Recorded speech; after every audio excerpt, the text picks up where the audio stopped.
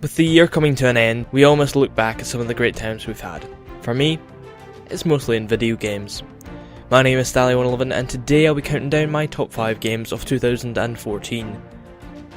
Bear in mind this list is my opinion, but you guys can look at it as a guideline for any Christmas gifts, or possibly some games you may want to pick up in the January sales if you've not done so already.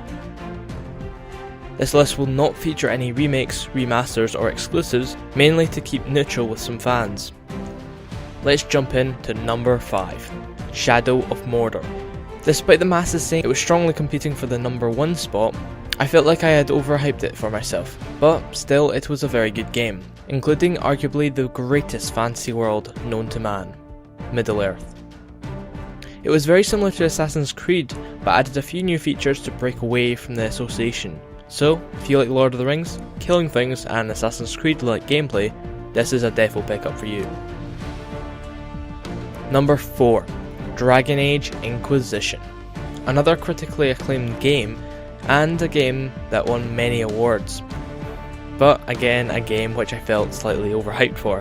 The graphics are good, but not as amazing as some people are stating. The story seems well flourished along with the world, but it can get a little distracting from quests, forcing myself to forget what I'm doing and end up achieving nothing, then later realising this fact and end up forcing me to leave the game. It is certainly a good game, but I do think there are some adjustments to make, so it is as good as it's been made out to be. If you like The Witcher, The Elder Scrolls or similar RPGs, this could be for you.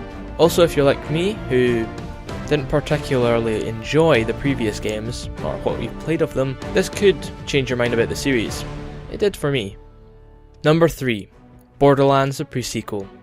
This placement was definitely influenced by bias, as it is one of my favourite franchises, but again, I was disappointed due to overhype, but not quite as much as the other games. It combines the same type of humour as seen in previous installments, along with the wacky characters and the run, gun and loot system to make it an extremely enjoyable first-person shooter, which I sincerely recommend to anyone who enjoys shooting bad guys to bits, and it's even better than that.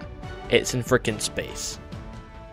The space features that were added certainly do make it a totally new game compared to Borderlands 2, which was a fairly similar layout, but the different features certainly push them apart.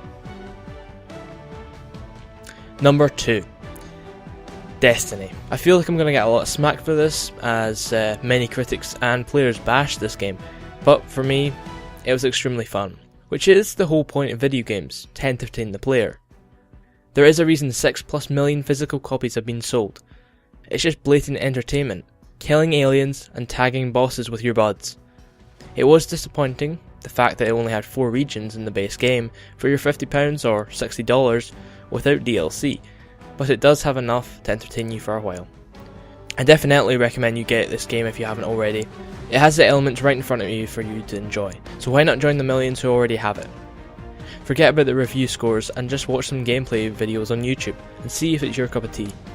Before I jump into the number 1 spot, I'd like to say GTA 5 and The Last of Us Remastered are great games, but are certainly nowhere near different enough to be classed as totally different games from the last gen counterparts. And the likes of Pokemon Omega Ruby and Alpha Sapphire have a lot of potential, but it wouldn't be fair to exclude the others and not this.